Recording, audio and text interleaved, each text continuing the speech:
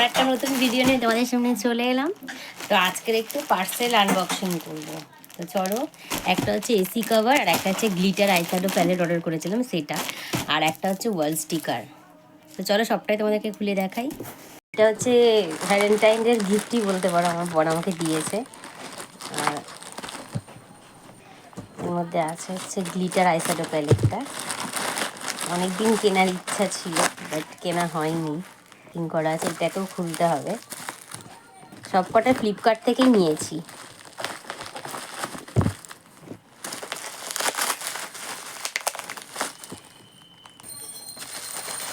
তাই দেখো, তো তোমাদেরকে খুলে দেখাই।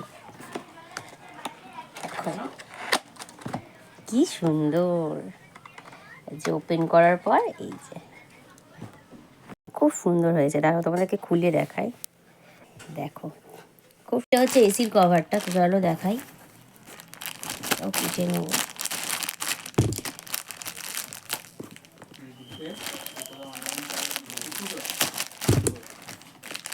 এই দেখো,